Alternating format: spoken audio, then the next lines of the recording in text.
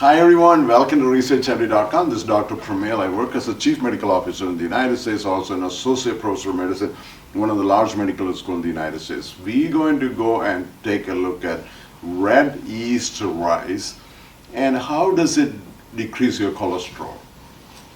Okay, so very important. In order to, before we go, we need to understand how does the body produce the cholesterol.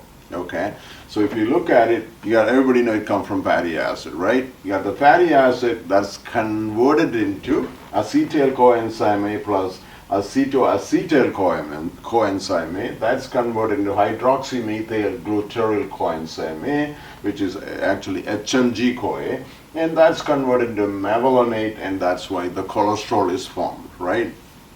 And in that cholesterol, we have all this, LDL, HDL. When you get a cholesterol panel, when you go to the lab or your doctor look at it, this is what like all that contained in that cholesterol panel. You got LDL, which is a really bad cholesterol. Okay, so your goal is to decrease the cholesterol, decrease mainly your LDL.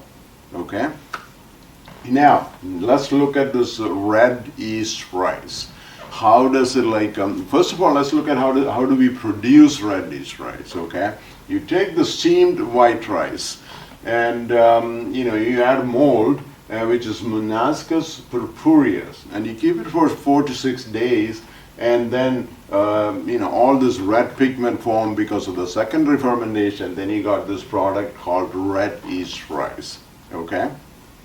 Now, when you look at red yeast rice, what does it contain? It contains a lot of things. It contains mainly a lot of sugar in there. We're talking rice, right? It has to be like sugar.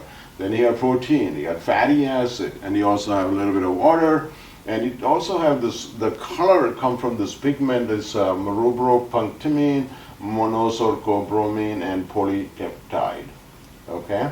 But it also contains something important for this called a monocolin K. Okay, so that is what we need to look at it. This red yeast rice contains the monocolin A. So what happened to the monocolin A? That is, red yeast that inhibit this process, hydroxymethyl gluteryl coenzyme A, which is converted into mevalonate. It blocked this process. So what happened? This spot, cholesterol is not formed. So your LDL level is going to go down. Okay. When you look at red yeast rice, people in China or Southeast Asia has been using this for centuries as like a medicinal properties. Okay, and when we talk about cholesterol in the world, what's the number one drug they sell in the world? It's called the statin. Okay, unfortunately, when people take statin, a lot of people can have like a side effects. What is it? Kind of muscle breakdown. There's at least like 10 to 20% of the people, they cannot tolerate the side effects. And what happens if they don't take it? Their cholesterol level goes up, they can die. Do they have an alternative option? Of course they do. That's what this red yeast rice comes from.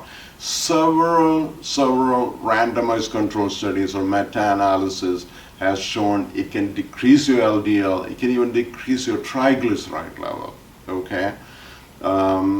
So that's why, I think, if somebody cannot tolerate statins, you have an option, a red yeast rice. And then you can check the level of the lab results on this patient also. It's very important, okay? So it's important in these people, make sure, just like any drug you take, you have to make sure lab's okay, liver function test okay. That's very important to check on it.